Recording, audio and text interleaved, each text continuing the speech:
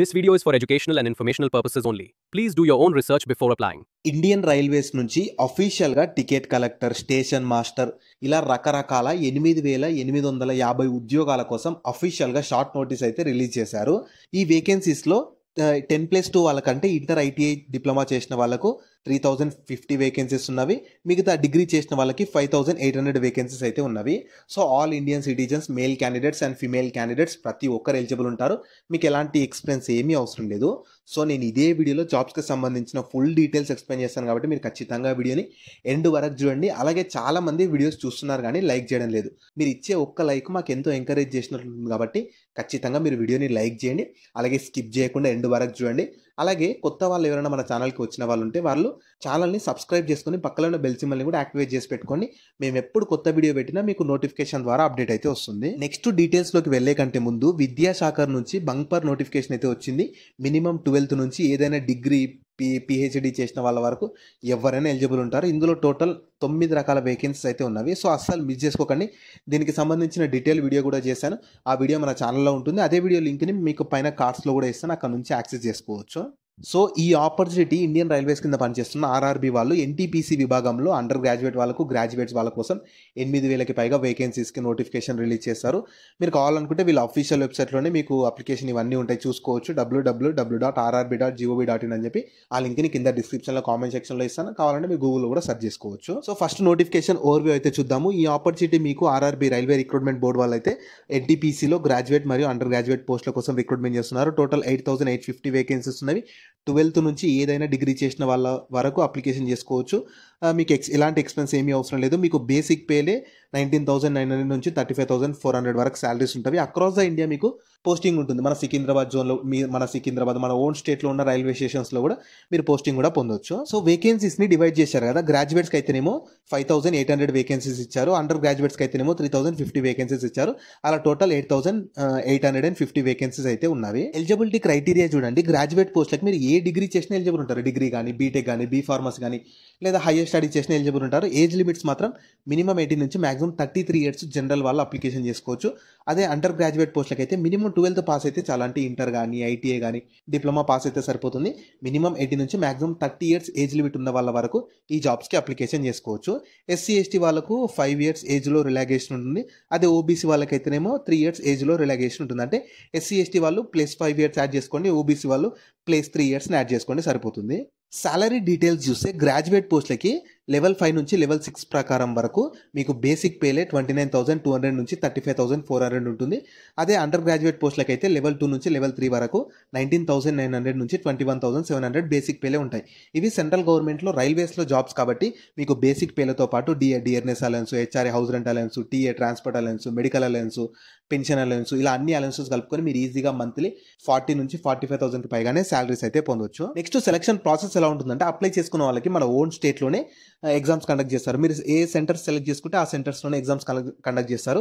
First apply చేసుకున్న వాళ్ళకు CBT 1 ఉంటుంది, అంటే కంప్యూటర్ బేస్డ్ టెస్ట్ 1 ఉంటుంది. దానిలో క్వాలిఫై అయిన వాళ్ళకు CBT 2 ఉంటుంది. దానిలో క్వాలిఫై అయిన వాళ్ళకు కొన్ని పోస్టులకి స్కిల్ టెస్ట్ ఉంటుంది.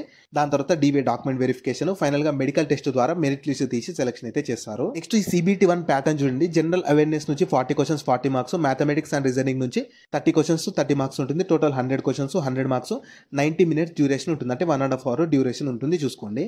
తర్వాత CBT 2కి మాత్రం మీకు సేమ్ ప్యాటర్న్ సేమ్ ఉంటుంది, కాకపోతే క్వశ్చన్స్ మార్క్స్ మాత్రమే పెరిగాయి. చూడండి, జనరల్ అవేర్నెస్ నుంచి 50 క్వశ్చన్స్ 50 మార్క్స్, మ్యాథమెటిక్స్ రీజనింగ్ నుంచి 35 క్వశ్చన్స్ 35 మార్క్స్, కానీ time marks same 120 questions 120 marks, time మాత్రం సేమ్ 90 minutes. అయితే మీరు CBT 1 నుంచి CBT 2కి పెరగాల్సింది ఏంటంటే టైం మేనేజ్మెంట్, అంటే తక్కువ టైంలో ఎక్కువ క్వశ్చన్స్ అటెండ్ చేయడానికి మీరు ప్రాక్టీస్ చేయాల్సి ఉంటుంది. నెక్స్ట్ అప్లికేషన్ ఫీ కూడా ఛార్జ్ చేస్తున్నారు, కానీ ఉండదు, చెప్తాను చూడండి. SC ST PWBD women EWS వాళ్ళకి 250 రూపీస్ ఉంటుంది.